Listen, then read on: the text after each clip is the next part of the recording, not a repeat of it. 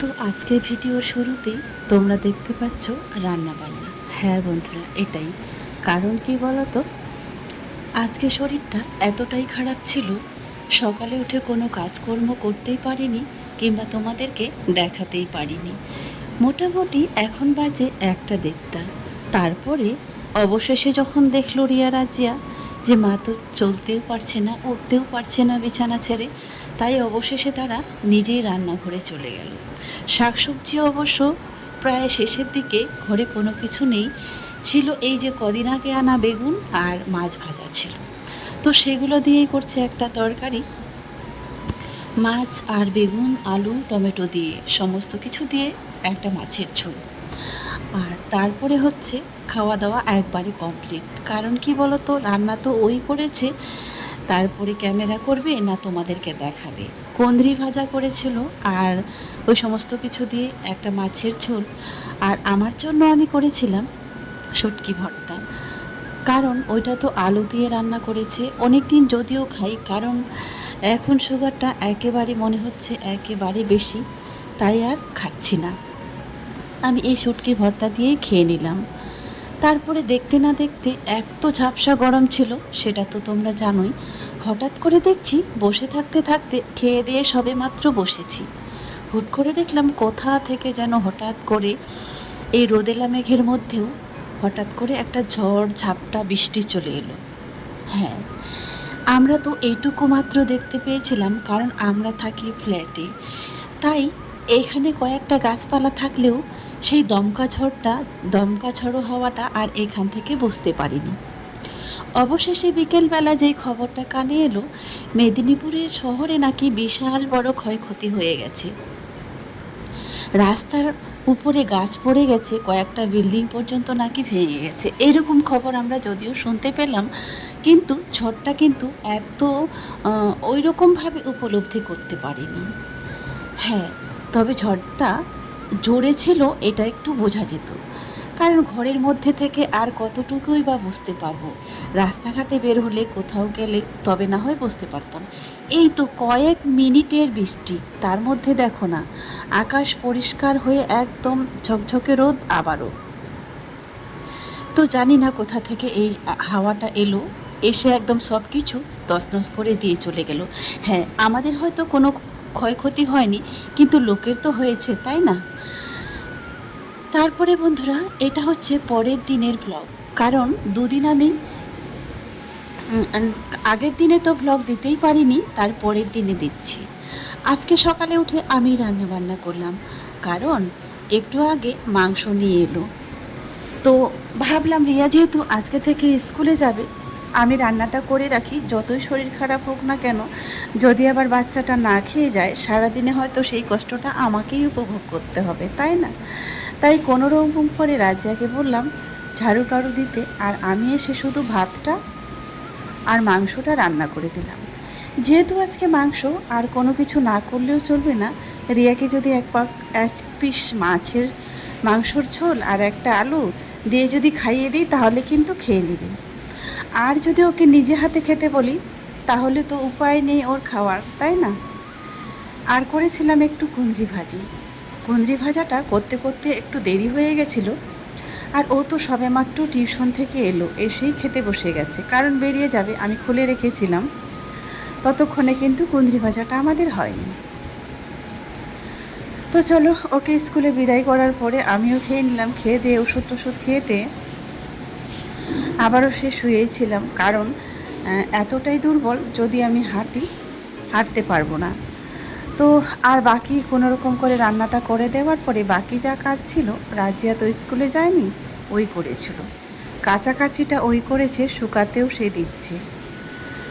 আজকে যেহেতু ওই রকম গরম নেই আর কি, খুব একটা তাপমাত্রা নেই, অতটা গরমও নেই, ভালোই আছে মোটামুটি ওয়েদার, ঠান্ডা। তারপরেও আজকে সেই স্কুলে গেছে।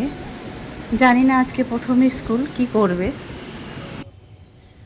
তো বন্ধুরা, এখন বাজে হচ্ছে 4টা, পুরোপুরি 4টা বাজে। আর আজকে হচ্ছে সকাল থেকে একেবারে ক্যামেরায় আসতে পারিনি, কাল রাত থেকে শরীরটা ভীষণ খারাপ। সকালে তো ঘুম থেকে বিছানা থেকে উঠতে পারিনি, মানে দুর্বল, আর জ্বর ছিল প্রচুর। তো কাল থেকে আরও বেশি শরীরটা খারাপ বলে সকালে ভিডিও করিনি, কিচ্ছুই করতে পারিনি। আর রিয়া তো ঘুম থেকে উঠেই মনে হয় 7টা কিংবা 8টার দিকে চলে গিয়েছিল টিউশনে। তারপরে আজকে আবার যাবে স্কুলে, তাহলে রান্না তো করতেই হবে। ও যখন টিউশনে চলে যায় তারপরে আবার আমাদেরকে মাংস দেওয়ার জন্য ডাকছিল, রাজি আবার মাংসটা নিয়ে আসলো, কাকু মাংসটা দিয়ে গেল। তারপরে ভাবছি ও তো স্কুলে যাবে, তাহলে কোনো রকম করে হয়তো রান্নাটাই করে নিই। তারপরে কোনো রকম করে জোর করে উঠে রান্নাটা করেছি। একটা হচ্ছে মাংসটা করেছি, আর একটু কুঁদরি ভাজা করেছি। আর কুঁদরি ভাজাটা রিয়া আবার খেতে আবার ভালোই পছন্দ করে। রাজা খেতে কিন্তু আমার মোটেই ভালো লাগে না, তো ওর জন্য একটু করে ভাজি করেছি। তো এইটুকু পর্যন্ত করেছি, আর কিছু করতে পারিনি। তারপরে টিউশন থেকে ও আসলো, এখন যদি দুজনে স্কুলে যায় এটাই আর কি আমার তাড়াহুড়া হয়ে যাবে সকাল টাইমটা। আর যাই করি না কেন ওদেরকে রান্না করে খাইয়ে দাইয়ে একদম পাঠাতেই হবে, এটা মাস্ট। তারপরে কোনো রকম করে জোর করে উঠে রাজিয়াকে বললাম, তুই সমস্ত কিছু আমাকে জোগাড় করে দে, জোগাড় করে দিলে আমি কোনো রকম হয়তো বসে রান্নাটা করতে পারবো। কোনো রকমভাবে রান্নাটা করেছি। তারপরে ও স্কুল থেকে টিউশন থেকে এসছে, এসে ওর জন্য রেডি করে রাখতে হয়, না হলে আবার খাওয়ার সময় পাবে না, টাইম চলে যাবে। যেহেতু কটা মনে হয় 9:30টার দিকে মনে হয় ঘরেই ঢুকেছে, অত দূর থেকে আসলো। তারপর 10টার মধ্যে আবার বেরিয়ে যাবে। ওইটুকুর মধ্যে ও স্নান করলো, খেলো, খেয়ে দিয়ে বেরিয়ে গেলো, এখনও কিন্তু আসেনি। তারপরে এখন আবার দেখছি একটু মেঘলা মেঘলা ভাব, যাই হোক কষ্ট হবে না, রোদ তো একেবারেই সহ্য করতে পারে না শরীর। তারপরে হ্যাঁ, জ্বরের ওষুধ খাচ্ছি। সর্দিও খুব একটা ছিল না কালকে, মনে হচ্ছিল একটু, কেন কালকে মনে হচ্ছিল যখন আমার সুগারটা বেড়ে যায় তখন কিন্তু প্রচুর গরম লাগে। আমি রাতে উঠেও 2-3বার করে স্নান করি, জানি না কেন, যখনই আমার সুগার বাড়ে তখন কিন্তু ওরকম হয়ে যায়। হয়তো হাত পা জ্বালা করছে, নয়তো মাথা যন্ত্রণা করছে, এরকম মনে হয়। তারপরে 2-3 দিন ধরে রাত্রিবেলা উঠে উঠে স্নান করেছি, কিন্তু সর্দি বর্তমানে এখন নেই, শুধু জ্বরটাই আছে, দুর্বল লাগছে। তো ভাবছি যে এমনি মনে হয় ভালো হয়ে যাব, কিন্তু মোটামুটি 2-3 সপ্তাহ হতে যাচ্ছে, জ্বরটা কোনোভাবেই কাটেনি। জ্বরটা তো কাটেইনি, আর দুর্বলতাটাও কাটেনি, এইভাবেই চলেই যাচ্ছে। তো কী করব সেটাই ভাবতে পারছি না। একবার ডাক্তার দেখালে ভালো হতো। তো তারপরে ডাক্তারের কাছে গেলে আবার পয়সা কড়িরও ব্যাপার আছে। এই মুহূর্তটা সমস্ত কিছু চাপটা পড়ে গিয়েছে, ওই জন্যই একটু মানে অসুবিধা হচ্ছে, এই জন্যই দেখতে দেখতে যায়নি। এদিকে রিয়াকে ভর্তি করানো, তারপরে ওখান থেকে আমি তো সারা বছরই একবারে বেতন দিই, বেতনের ব্যাপার আছে, বেতন না ক্লিয়ার করলে ওখান থেকে মার্কশিটটাও আনতে পারবো না, এরকম অনেক সমস্যা আছে। তো সেই জন্য আর কি যাওয়া হয়নি। তো ভাবছি এরকম করেই যদি টুকটাক করে যদি ভালো হয়ে যেতাম তাহলে ভালো হতো। এমনিতে প্যারাসিটামল, সেট্রেন এগুলো খাচ্ছি, কিন্তু কেন জানি এগুলো কাজেই দিচ্ছে না, মনে হয় অ্যান্টিবায়োটিক না খেলে মনে হয় হবেই না কিছু। তো দেখা যাক কী হয়। সংসারের কাজ তবুও কিন্তু এভাবে করতেই হবে। আর আজকে হচ্ছে ভ্লগ দিতে পারলাম না, এইমাত্রই শুধু উঠে দাঁড়ালাম, এইমাত্র ওই যে রান্নাটা করে ওকে খাইয়ে দাইয়ে আবারও শুয়েছিলাম, কোনো রকম করে এইমাত্র একটু আগে উঠলাম। ওঠার পরে স্নানটা করলাম, কথা বলতে বলতে হাঁপিয়ে যাচ্ছি। ওঠার পরে এই যে স্নানটা করলাম, স্নানটা করে ভাবলাম একটু ক্যামেরাটা অন করি। আজকে তো ভ্লগ দিতেই পারলাম না, এই চাপের মধ্যে এডিট করাও হলো না, ভ্লগ দেওয়াও হলো না। দুটার মধ্যে আমার যেহেতু ভ্লগ আসে তোমরা দেখতেই পাও, 2টা পার হয়ে গেল, তাই ভাবলাম যে থাক, আজকে আর এডিট করা যেহেতু হলো না, এই চাপের মধ্যে দিব না। তো চলো এখনকার মতো শেষ করছি, আর পিছনের ওয়েদারটা একটু দেখাচ্ছি।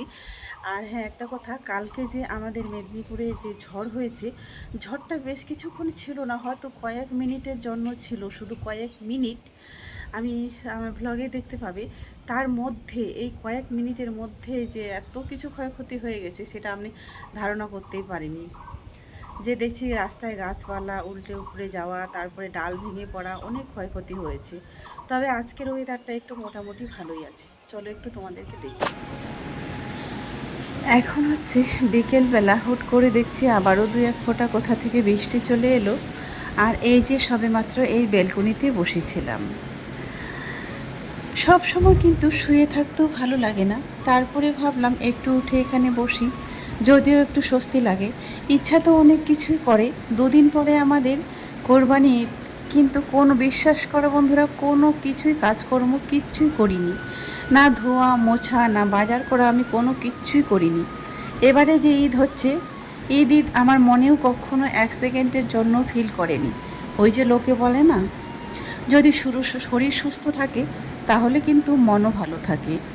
শরীরের উপর কিন্তু মন ভালো থাকাটাই ডিপেন্ড করে, তাই না? তো এটা হচ্ছে রাতের খাবার দাবার রিয়া করেছিল। রাতে আজকে ভাত করেছি ওদের জন্যই, ওরা খায়নি তো দুপুরে, তাই। তো আজকের মতো শেষ করছি। সবাই ভালো থাকবেন।